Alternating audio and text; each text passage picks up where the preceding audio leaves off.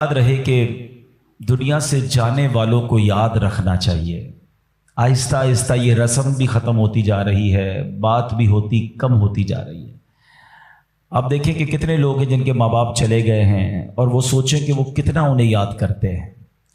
और जब ये बेरुखी ये दुनिया देखते हैं, ये नए रंगी ये दुनिया देखते हैं, लोगों का भूल जाना देखते हैं, तो मज़ीद दिल पर एक चोट लगती है कि यार जब मैं चला जाऊंगा, जब हम चले जाएंगे, थोड़े दिन तक, थोड़े महीनों तक, हो सकता है 1 आध साल तक कोई याद करेगा, उसके बाद किसी का कुछ रुकता नहीं है, दुनिया चलती रहती है।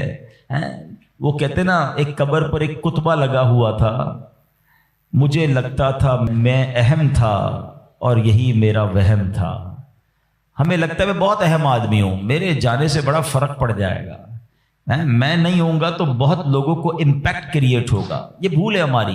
हाँ, दुनिया पहले से चल रही है और अब भी चलती रहेगी। अब तो और बेरुखी हो गई है।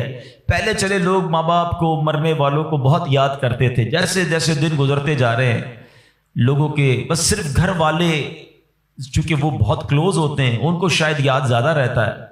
बाकी दोस्त, अहबाब, दुनिया वाले, थोड़े अरसे के बाद सबकी अपनी ज़िंदगी है, सबका अपना मामूल है। और ये हम सबको एहसास दिलाता है कि मैं और आप भी जाएंगे और फिर शायद दुनिया में याद करने वाला कोई नहीं होगा। लेकिन हम कुछ ऐसा करके क्यों ना जाएं कि कोई याद करे या ना करे, कोई सवाब पहुंचाए या ना पहुंचाए, मैं खुद ऐसा करके जाऊं कि मरने के बाद कयामत तक मुझे खुद ही कब्र में सवाब मिलता रहे। असल अक्लमंदी ये है, जो दूसरों के आसरे पे जीते हैं ना कि मेरे मरने के बाद बच्चे इसाले सवाब करेंगे तो दोस्त करेंगे। भाई मैं खुद अपनी फिक्र खुद नहीं कर रहा तो मेरे मरने के बाद कौन मेरी फिक्र करेगा। हम सब की उम्र से छोटे लोग दुनिया से जा चुके हैं। कभी कब्रिस्तान जाकर चेक कर लेना, आपको छोटी सी कब्र भी मिलेगी। वो छोटी कब्र क्यों होती है? वो छोटा बच्चा होता है जो दुनिया से चला गया है। जवानों की कब्र भी मिलेगी, बूढ़ों की कब्र भी मिलेगी। हर एज का बंदा आपके जानने वालों में से दुनिया से गया होगा, मगर हम हैं कि गफलत का पर्दा हटता ही नहीं है, ख्याल आता ही नहीं है कि मुझे भी मरना है। शेर सारे बोलते हैं कि आगाह अपनी मौत से कोई बशर नहीं, सामान 100 बरस का है, पल की खबर नहीं। मगर इदराक नहीं है, जिंदगी के मामूलात में फर्क कोई नहीं पड़ता। बंदा कहे ना यार कि मुझे मौत की फिक्र हो गई है, अब मैं तैयारी करूंगा मौत की, मगर ज़बानी खर्च तो सारे ही करते हैं। किसी की मैयत पे जाएं तो ऐसी बड़ी बड़ी बातें लोग करते हैं, भाई अल्लाह की मर्जी थी, हर किसी को जाना है, अपने करनी का फल भुगतना है। लेकिन जो ये कह रहा है, क्या वो अपने आप से भी कहता है कि तुझे भी जाना है? तूने तैयारी कर ली जाने की? आज भी तो जा सकता है। ऐ मेरे प्यारे इस्लामी भाई, आज मैं चाहूंगा, ये मौजू भी लोगों को पसंद नहीं आता, मुझे अंदाजा है। यार कोई थोड़ी सी अच्छी अच्छी बातें करो, हम नारे लगाएं, हम झूमें। इस मौजू पर ज्यादा बात करना भी लोगों को पसंद नहीं है। अजीब कहानी है, ऐसी हकीकत है मौत, ऐसी रियलिटी है मौत कि जिससे इनकार नहीं। देखिए हमारे बहुत सारे मज़ाहिब से इख्तिलाफ है। कुछ मज़ाहिब हैं जो नबी पाक का मादअल्लाह इनकार करते हैं, कुछ कुरान को नहीं मानते, कुछ ऐसे लोग हैं जो अल्लाह को ही नहीं मानते हैं। कितने इख्तिलाफ हैं लोगों में, दुनिया भर में अलग अलग किस्म के रिलीजन हैं, दहरियत वाले लोग हैं, कम्युनिस्ट लोग हैं, अजीब अजीब लोग हैं जिनका आपस में हमारा बड़ा इख्तिलाफ है। मादअल्लाह कुछ लोग हमारे नबी को आखिरी नबी नहीं मानते।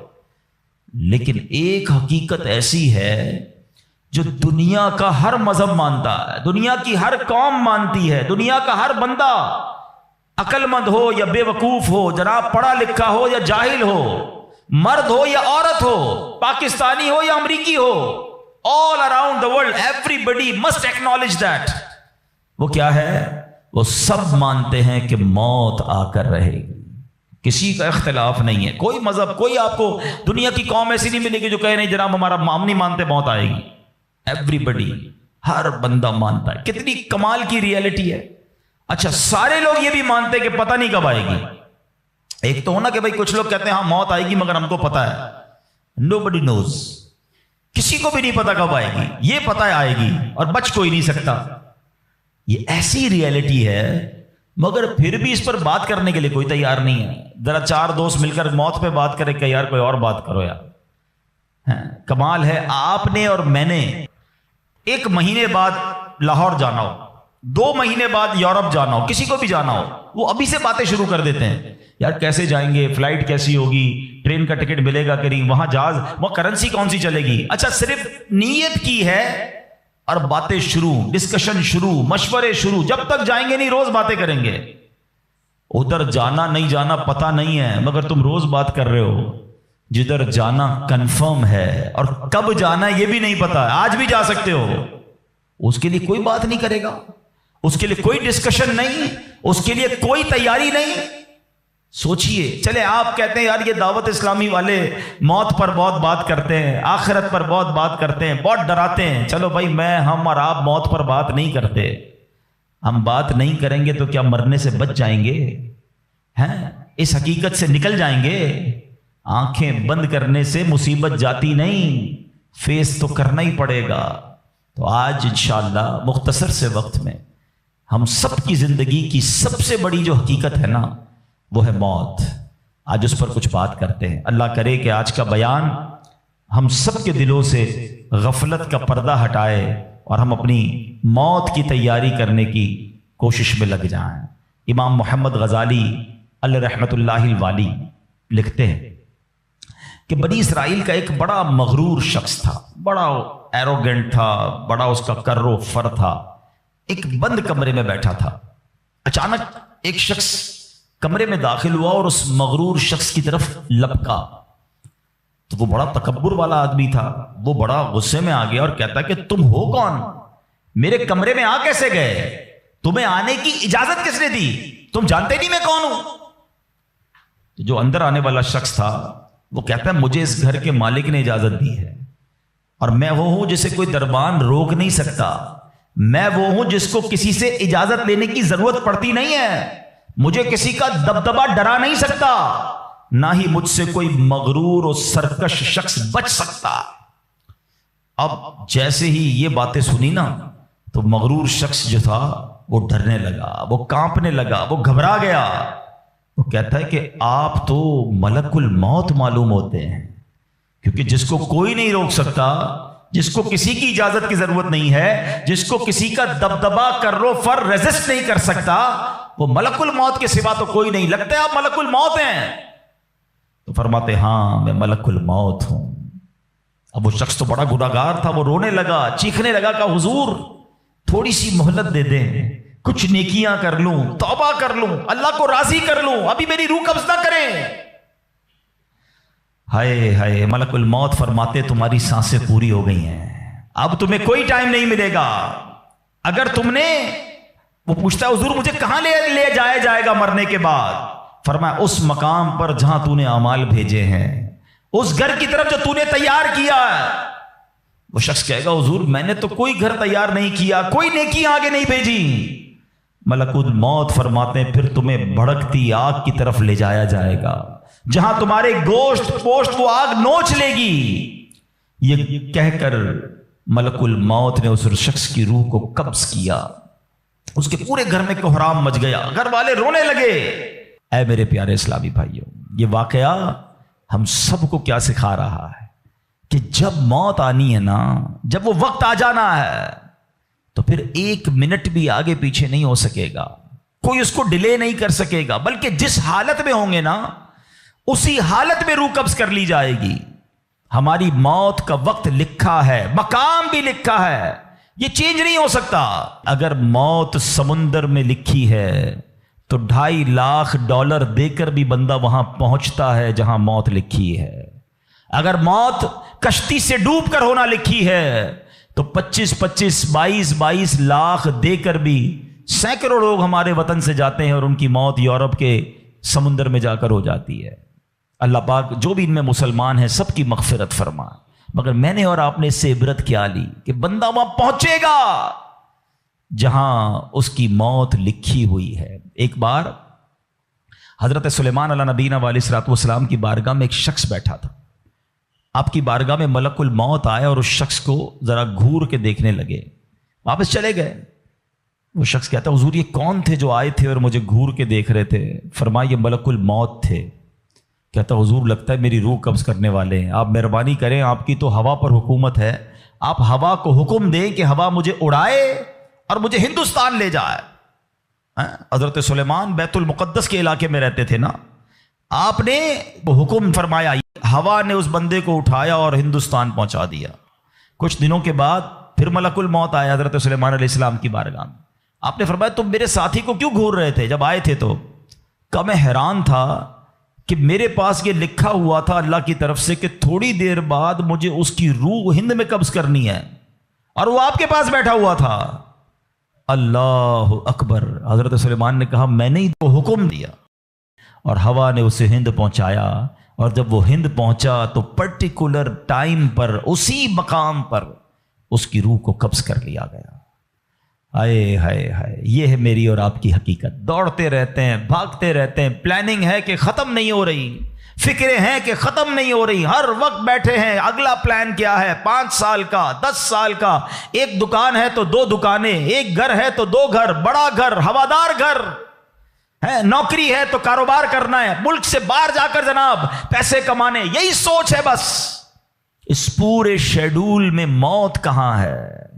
اس پوری تیاری میں موت کہاں ہے؟ ایک دن ہوگا کہ اچانک اچک لیے جائیں گے. سیٹھ جی کو فکر تھی ایک ایک کے 10 کیجئے, موت آ پہنچی کہ حضرت جان واپس کیجئے.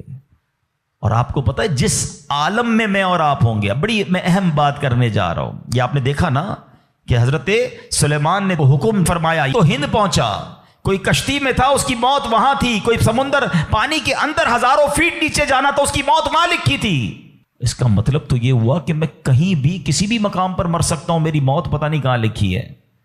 اب ذرا غور کیجئے, ہم سب پتہ ہے کیا چاہتے ہیں کہ موت کے وقت ہم سجدے میں ہوں. چاہتے ہیں نا, اللہ کرے اللہ کے گھر میں موت آئے, کلمہ پاک پڑھتے ہوئے موت آئے, تلاوت قرآن کرتے ہوئے موت آئے, نبی پاک پر درود پڑھتے ہوئے موت آئے. اللہ ایسا کرم کر دے کہ مدینہ منورہ میں موت آئے, گنبد خضرا کے سامنے موت آئے. یہی تصورات ہے نا, ایک مسلمان چاہتا یہی ہے کہ یار موت آئے تو کسی اچھے عالم میں ہو, کسی بڑی خوبصورت باوضو نیکی کرتے کرتے دنیا سے جاؤں. تمنا تو سب کی یہ ہے. اچھا مجھے ایک بات کا جواب دیں, یہ کیسے ممکن ہے کہ کوئی بندہ صبح سے شام تک نماز نہ پڑھے اور کہے موت سجدے میں آئے, صبح سے شام تک مسجد میں نہ آئے اور تمنا یہ کر رہا ہے کہ مسجد میں موت آئے, باوضو رہتا ہی نہیں ہے تو کیسے امید رکھ رہا ہے کہ باوضو موت آئے, قرآن کھول کر پڑھتا ہی نہیں ہے تو کیسے امید کر رہا ہے کہ تلاوت کرتے کرتے موت آئے. جو صبح و شام گالیاں دیکھتا ہے, کیا اس کو ڈر نہیں لگتا کہ گالی دیتے دیتے موت آ سکتی ہے؟ جو شراب پیتا ہے اس کو ڈر نہیں لگتا کہ شراب کے نشے میں موت آ سکتی ہے؟ جو بدکاری کرتا ہے اس کو ڈر نہیں لگتا کہ بے حیائی اور بدکاری کرتے ہوئے موت آ سکتی ہے؟ جو تاش کھیلتا ہے, جوا کھیلتا ہے, اس کو ڈر نہیں لگتا کہ مرتے اسی وقت میں تاش کھیل رہا ہوں اور مجھے موت آ گئی, تو میں نشہ کر رہا ہوں مجھے موت آ گئی, میں بے حیا اور بدکاری کہ بری بری باتیں ٹیلی فون پر ساری رات کر رہا ہوں اس وقت موت آ گئی. ملک الموت کو منع نہیں کر سکو گے کہ میں غلط کام کر رہا ہوں, ٹائم دے میں توبہ کر لوں. نہیں, جو سجدے میں ہوگا وہ سجدے میں اٹھایا جائے گا, جو درود پڑھتے پڑھتے جائے گا وہ درود پڑھتے پڑھتے اٹھایا جائے گا. سوچے وہ جو شراب میں جائے گا, نشے میں جائے گا, ادھر کیسے اٹھایا جائے گا؟ اب اس کا آسان حل پتہ ہے کیا ہے؟ کہ بندہ زندگی ایسے گزارے کہ جس حال میں مرنا نہیں چاہتا نا وہ کام چھوڑ دے. عقل بندی یہ ہے کہ اپنے دن کا شیڈیول ایسا بنائے کہ میں وہ کام ہی نہ کروں جس میں مرنا نہیں چاہتا, ورنہ میں روک نہیں سکوں گا موت کو. آپ چاہتے ہیں اچھی موت ہو؟ میں بتاتا ہوں کس کی اچھی موت آ سکتی ہے. جو ماشاءاللہ 5 ٹائم پابندی سے نماز پڑھتا ہے, جو روزانہ تلاوت قرآن کرتا ہے, جو بار بار تسبیح نکال کر تسبیح بھی پڑھتا ہے, درود بھی پڑھتا ہے, جو دکان پر بھی جاتا ہے تو نماز کا ٹائم ہو تو نماز کے لیے کھڑا ہو جاتا ہے, جو حلال روزی کماتا ہے, جو گناہوں سے اپنے آپ کو بچاتا ہے. ارے اس کی تو 24 گھنٹے میں کبھی بھی موت آنی ہے. سبحان اللہ, وہ رات کو سوتا ہے تو باوضو سوتا ہے, اس نیت سے سوتا ہے کہ فجر میں اٹھنا ہے. رات کو بھی جائے گا تو انشاءاللہ شہید کا مرتبہ پائے گا. دن میں کسی وقت موت آئے گی تو کوئی اچھا ہی کام کر رہا ہوگا نا. اب آپ سوچ لیں کس عالم میں مرنا ہے. اچھا ایک اور دل پر چوٹ کرنے والا جملہ سن لو. کون کون چاہتا ہے مرتے وقت زبان پر کلمہ طیبہ جاری ہو؟ ہائے ہائے, فضیلت پتہ ہے کیسی ہے؟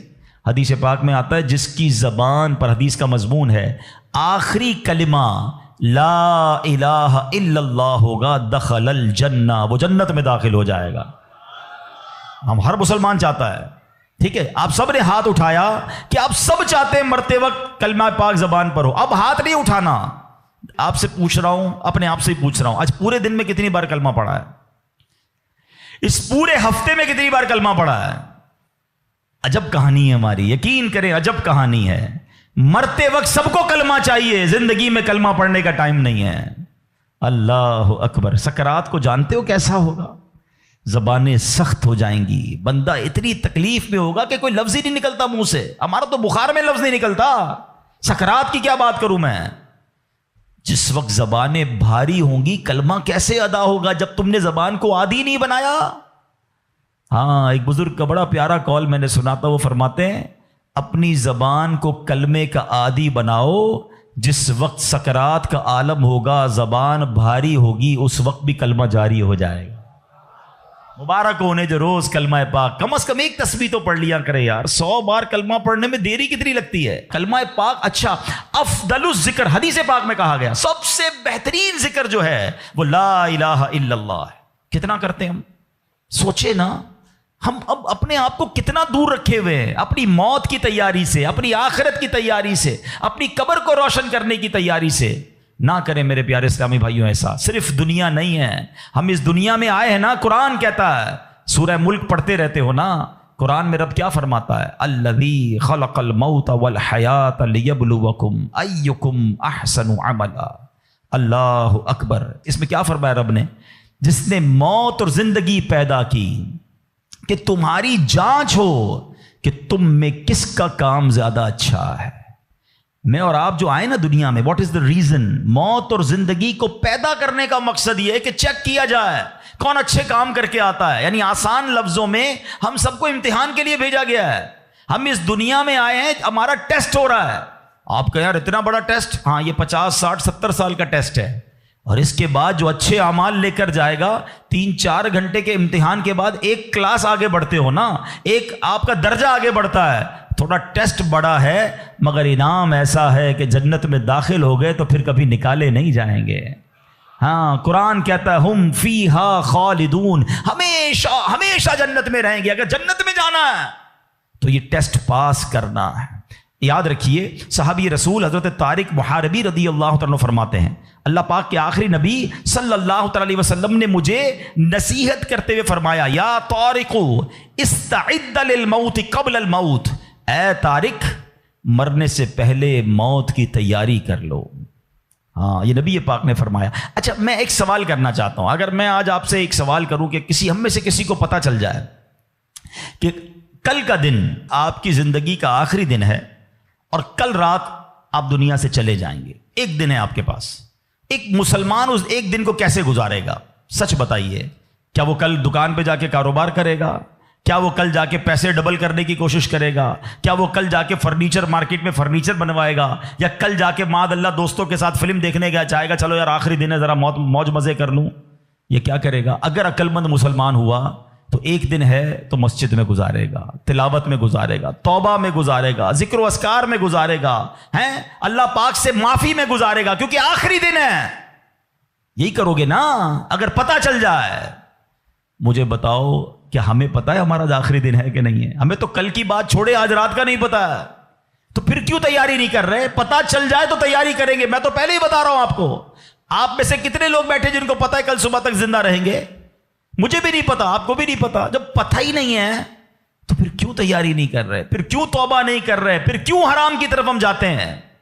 خدا را یاد رکھیے میرے پیارے اسلامی بھائیوں، قبر میں جا کر اتنا پچھتاوا ہوگا گناہگار کو. بلکہ روایتوں میں آتا ہے پیارے آقا علیہ الصلوۃ والسلام نے فرمایا جس کا مضمون ہے مرنے کے بعد نیک بھی پچھتائے گا، گناہگار بھی پچھتائے گا. عرض کی حضور گناہگار پچھتائے گا یہ تو سمجھ آتا ہے، نیک کیوں پچھتائے گا؟ فرمایا گناہگار تو گناہ کی وجہ سے پچھتائے گا، حدیث کا خلاصہ ہے. فرمایا نیک اس لیے پچھتائے گا جب وہ آخرت میں نیکیوں کا اجر دیکھے گا نا تو وہ کہے گا کاش میں اور نیکیاں کر لیتا. وہ جو فضول ٹائم ضائع کیا تھا اس میں اور اللہ کا ذکر کرتا، اور نوافل پڑھتا، اور عبادت کرتا. تو یقین جانیے میرے پیارے اسلامی بھائیوں، یہ زندگی، یہ جو ہماری سانسیں چل رہی ہیں نا، ابھی چانس ہے ہمارے پاس. جتنی نیکیاں کرنی ہے کر لیں. جس دن سانس بند ہوئی نا اس دن عمل نہیں ہوگا، اس دن جزا ملے گی. آج دار العمل ہے، today is the time of action. And tomorrow is the time of accountability. اس دن صرف جزا ہوگی, یا تو آپ کو اللہ نہ کرے گناہوں کی وجہ سے کسی کو سزا ملے گی یا نیکیوں کا اجر ملے گا. آج وقت ہے نیکیاں کرنے کا. قبر میں اتارے جانے کے بعد کوئی چانس نہیں ہوگا. اچھا آپ کو پتا ہے جب قبر میں بندہ جاتا ہے, کسی کا بھی انتقال ہوتا ہے, تو گھر والے کیا کہتے ہیں, خاندان والے کیا کہتے ہیں, میت نے پیچھے کیا چھوڑا ہے؟ آپ کو پتا ہے فرشتے کیا کہتے ہیں؟ میت نے آگے کیا بھیجا ہے. اصل یہ بات سمجھ لیجئے گا, ہم نے آگے کیا بھیجا ہے. خوش نصیب ہیں وہ لوگ جو آگے بھیج کر تیاری کر رہے ہیں. وہ ایک واقعہ کئی بار بیانات میں آپ نے سنا ہوگا کہ ایک بادشاہ تھا اور اس نے اپنی سلطنت میں ایک بڑا عجیب سا مقابلہ کروایا. بادشاہ آدمی تھا, جو اس کے دماغ میں اس نے کہا ذرا چیک کرو میری سلطنت میں سب سے بڑا بے وقوف کون ہے. سارے بے وقوفوں کو جمع کیا گیا, بے وقوفوں کا ٹیسٹ لیا گیا.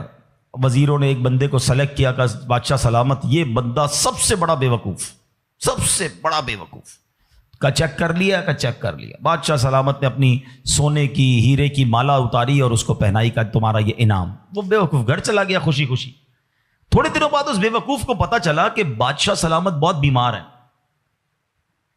تو جو بے وقوف آدمی تھا وہ کہتا ہے اچھا بادشاہ بیمار ہے, چلو چلتے ہیں بادشاہ سے مل کے آتے ہیں. بادشاہ سلامت کے پاس گیا, واقعی بہت بیمار تھا. کہا بادشاہ سلامت خیر تو ہے, کیا ہو گیا آپ کو؟ بادشاہ کہتا ہے بس اب تو لگتا ہے زندگی اینڈ پر ہے, اب کہیں اور دوسری دنیا میں جانے کا وقت آ گیا. تھا تو بے وقوف نا. کہتا ہے آپ کہیں اور جا رہے ہیں؟ کہاں میں یہ دنیا چھوڑ کر دوسری دنیا میں جا رہا ہوں. تو کہا اب میں دیکھ رہا ہوں آپ کا بہت بڑا گھر ہے, زبردست بیڈ رومز ہیں, آپ جدھر جا رہے ہیں ادھر گھر بنا لیا؟ تو بادشاہ کہتا ہے ادھر تو میں نے کوئی جھوپڑی بھی نہیں بنائی ہے. اچھا بادشاہ سلامت آپ کے پاس تو کتنا سونا کتنے ہیرے آپ نے مجھے بھی تحفہ دیا, ادھر پیسے بھجوا دیے جہاں آپ جا رہے ہیں. تو کہتا ہے میرے پاس تو وہ پھوٹی کوڑی بھی نہیں ہے. کہ بادشاہ سلامت میں دیکھ رہا ہوں آپ کے خاندان, آپ کے گھر کے باہر خادم, خادمائیں, کنیزیں, غلام, بہت سارا اسٹاف ہے آپ کا, جدھر جا رہے ادھر خادم بھجوایا آپ نے؟ بادشاہ کہتا ہے ادھر میرا کوئی خادم نہیں بھجوایا میں نے. وہ بیوقوف پتہ کیا کرتا ہے, اپنی مالا اتارتا ہے اور بادشاہ کے گلے میں ڈالتا ہے. کہتا ہے بادشاہ سلامت پر مجھ سے بڑے بے وقوف تو آپ ہوئے نا. آپ کو پتا ہے کہ آپ کے کہیں اور جا رہے ہیں, نہ گھر بنایا, نہ پیسے بھجوائے, نہ خادم بھجوائے, تو مجھ سے بڑے بے وقوف تو آپ ہوئے نا. یہ ہے تو بظاہر واقعہ, مگر یہ ہم سب کے لیے لیسن نہیں ہے. آپ سے اور مجھ سے کوئی پوچھتا ہے گھر کہاں ہے, کوئی کہتا ہے رنچوڑ لائن میں, کوئی کہتا ہے گارڈن میں, کوئی کہتا ہے کلفٹن میں. جنت میں گھر ہے کہ نہیں؟ ادھر گھر بنایا کہ نہیں بنایا؟ ادھر کدھر رہو گے؟ ادھر نرم بستر کے بغیر جس کو نیند نہیں آتی, رات کو پنکھا نہ چلے تو بے چین ہو جائے, یو پی ایس لگائے, جنریٹر لگائے, تھوڑے پیسے آئے تو اے سی لگایا. قبر میں اگر آگ بھڑک رہی ہے تو پھر کیا کیا ہے ہم نے؟ ادھر کتنا سوئیں گے اور ادھر کتنا سونا ہے پتہ ہے آپ کو؟ حضرت آدم علیہ السلام سے لے کر آج تک لوگ قبر میں جا رہے ہیں, ہم قبر میں اتار رہے ہیں لوگوں کو, سب قبر میں ہزاروں سال سے ہیں. پتہ نہیں کتنے 100 کتنے 1000 سال رہنا پڑے گا, مگر قبر روشن ہے کہ نہیں کوئی ٹینشن نہیں کسی کو. جس کا یہاں نرم بستر ہے نا, جس کو نرم تکیے کے بغیر نیند نہیں آتی, وہ سوچے میں سانپ اور بچھوؤں کے ساتھ کیسے سوؤں گا. قبر نے اگر دبا دیا اور پسلیاں توڑ دی تو میرا بنے گا کیا؟ اگر قبر میں آگ بھڑکا دی گئی تو میں کدھر جاؤں گا, کس کو پکاروں گا؟ واللہ قبر کی تیاری کرنی ہے, خدا کی قسم مارے جائیں گے اگر اللہ ناراض ہوا. فکر کرنی دنیا میں ہے, ایکسٹرا ٹائم نہیں ملے گا. آج کل موبائل کمپنیاں میسج کرتی ہیں جناب آپ کا 70% ڈیٹا یوز ہو گیا ہے, ٹاپ اپ کروا لیں, پیسے ڈلوا لیں, 80% ختم ہو گیا, آج کل آخری دن ہے آپ کے موبائل کے پیکج کا. ہم پیسے پکڑ کے ڈلواتے یار موبائل بند ہو جائے گا, لیکن ہماری زندگی کا کوئی میسج نہیں آئے گا کہ ایک دن رہ گیا ہے, 70% گزر گئی, 80 گزر گئی, اب 3 دن رہ گئے, توبہ کر لو. نہیں, پتہ نہیں ہوتا, بندہ صبح گھر سے نکلتا ہے اور شام جنازہ آتا ہے. ایسا نہیں ہوتا. خدا را آج کے اس اجتماع کو غنیمت جانیے, غفلت سے باہر آئیے, اپنی بری عادتوں سے ہم توبہ کریں. آپ کو پتہ ہے یہ ہمارے پاس قاصد بھیجے جاتے ہیں, موت کے بھی قاصد ہوتے ہیں. ایک بزرگ کے بارے میں آتا ہے کہ انہوں نے اپنے گھر میں قبر کھدوائی ہوئی تھی. اللہ والے دیکھو کیسے یاد کرتے تھے موت کو, روز قبر کو دیکھتے تھے, قبر میں جا کے لیٹتے تھے. تو ایک وقت آیا اور انہوں نے کہا ٹھیک ہے اب قبر کو بند کر دو، مجھے ضرورت نہیں ہے. تو لوگوں نے کہا کیوں کہہ رہے ہیں ایسا؟ تو انہوں نے فرمایا کہ میں قبر کا یہ تابوت اس لیے رکھا ہوا تھا کہ میں دیکھتا تھا تو مجھے آخرت یاد آتی تھی. اب میری داڑھی میں سفید بال آ گیا ہے، اب یہ سفید بال مجھے موت کی یاد دلاتا رہے گا. آپ کو پتہ ہے اس بالوں کو سفید ہو جانا، آنکھوں کا کمزور ہو جانا، صحت کا ڈھل جانا، کمر کا جھک جانا، اعضاء میں کمزوری آ جانا، یہ سارے موت کے قاصد ہیں. یہ موت آنے سے پہلے پیغام آ رہا ہے تمہارے پاس کہ ڈھل رہے ہو، تیاری کر لو، اب تو تیاری کر لو.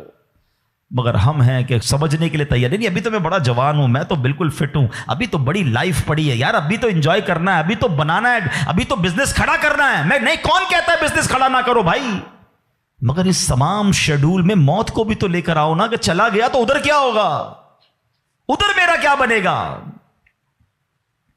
ایک حدیث پاک ہے، حدیث پاک کا مضمون ہے کہ مرنے کے بعد بک آف ڈیڈ، اعمال کلوز ہو جائے گا، ٹھیک ہے، سوائے 3 چیزوں کے. اب آج یہ پلان کرنا ہے، آج اگر بیٹھے ہو نا تو کوئی پلاننگ لے کے جاؤ. آقا فرماتے مرنے کے بعد اعمال بند سوائے 3 چیزوں کے. فرمایا نمبر 1، انسان کوئی ایسا علم چھوڑ کر جائے کہ اس کے بعد اس علم سے فائدہ اٹھایا جائے. سبحان اللہ. علماء دیکھیں کیا کمال کی شخصیات ہیں، طالب علم چھوڑ کے جاتے ہیں، اپنی کتابیں بھی چھوڑ کے جاتے ہیں، بخاری شریف، ترمذی شریف، نسائی شریف، ہدایہ شریف، اور آئے تو جناب اعلیٰ حضرت امام اہل سنت کے فتاوی رضویہ، بہار شریعت، صدر الشریعہ کی کتابیں سینکڑوں سال سے لوگ پڑھ رہے ہیں. وہ بزرگ چلے گئے دنیا سے. سبحان اللہ. ہر کتاب چھپ رہی ہے، تفسیر چھپ رہی ہے، حدیثوں کی کتابیں چھپ رہی ہیں، اور علماء کو ثواب مل رہا ہے. یہ پہلا آپشن تھا. غور سے میری بات سنیے گا.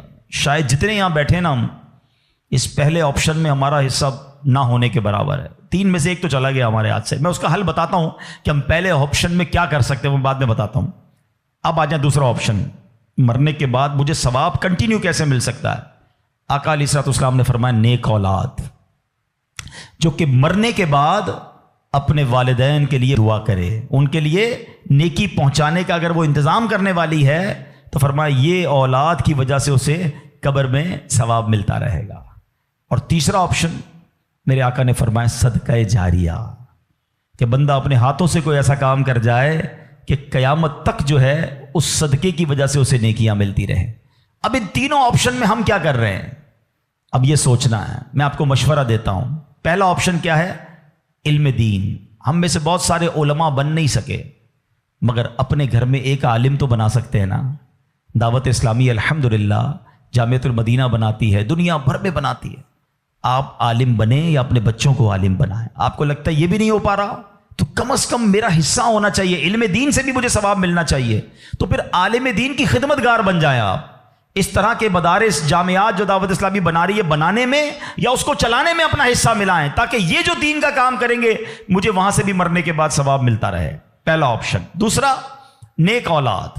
یہ آج کے دور میں ہے بڑا مشکل، لیکن اپنی اولاد کو ہمیں نیک بنانا ہے، کیونکہ یہ مرنے کے بعد میرے لیے یہی انشاءاللہ دعاؤں کا ذریعہ بنے گی، صدقہ جاریہ کا باعث بنے گی.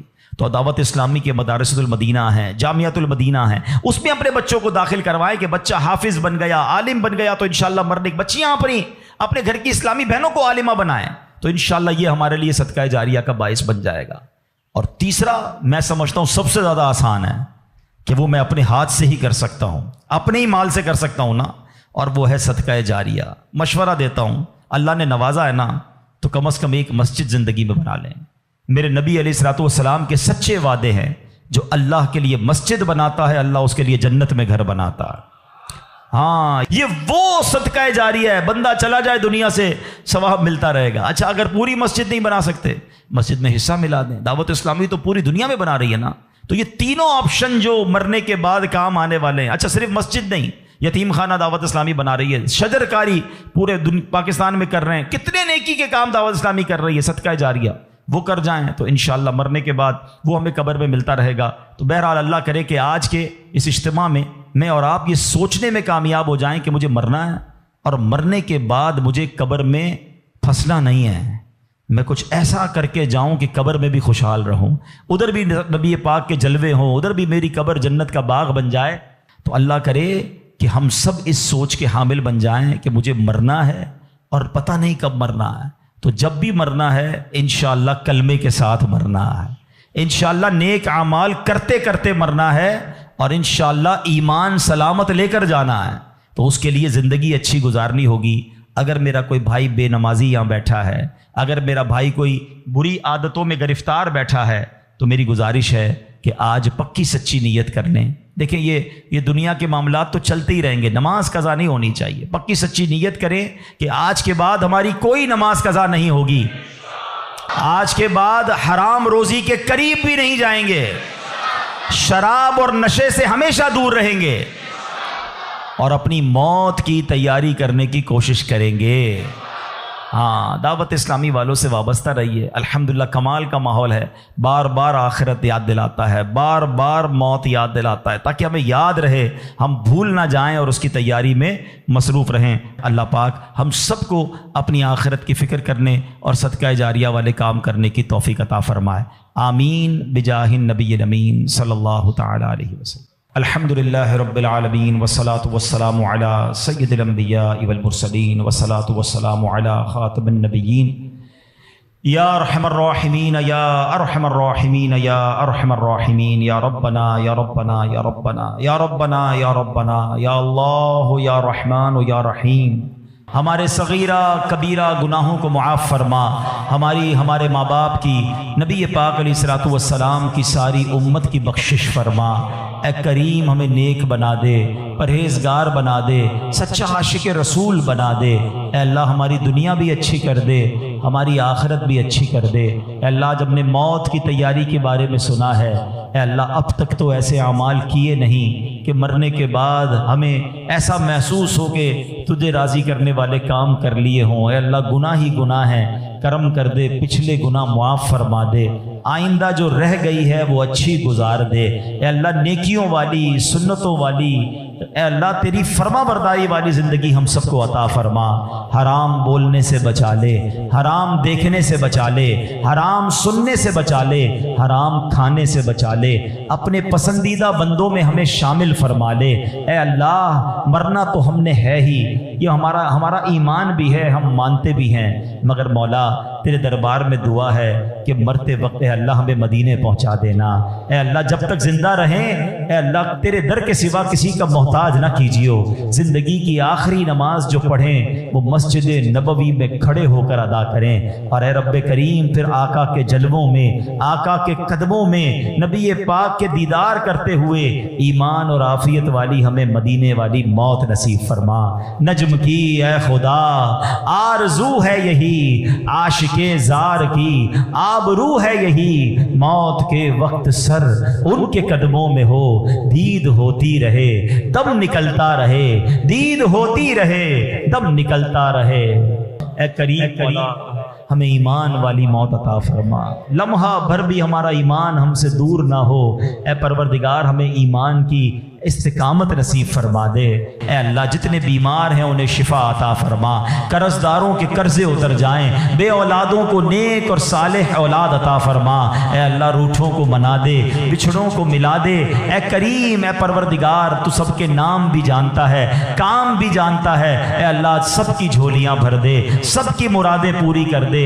اے پروردگار عالم تیرے خزانوں میں کمی نہیں، جو تڑپ رہے ہیں انہیں کعبہ دکھا دے، جو مچل رہے ہیں انہیں مدینہ دکھا دے۔ اے اللہ جلدی جلدی حرمین طیبین کی حاضریاں ہم سب کو نصیب فرما۔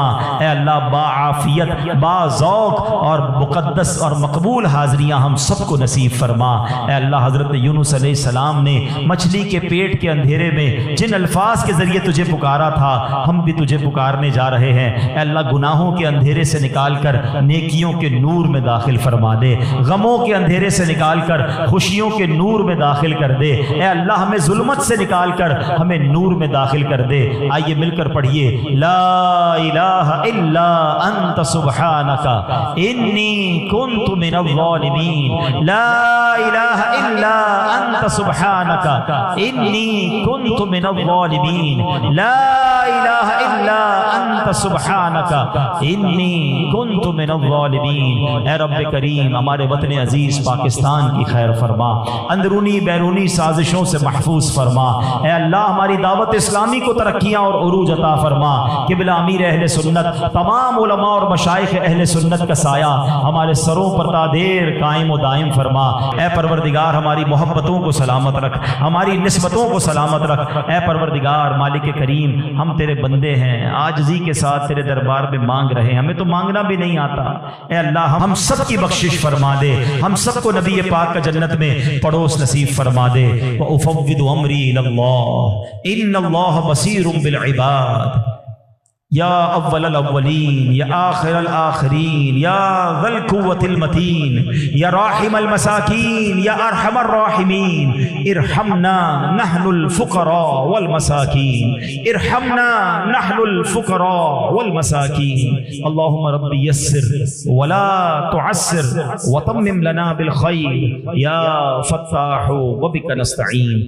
ربنا تقبل منا انک انت السمیع العلیم وتب علینا یا مولانا انک انت التواب الرحیم۔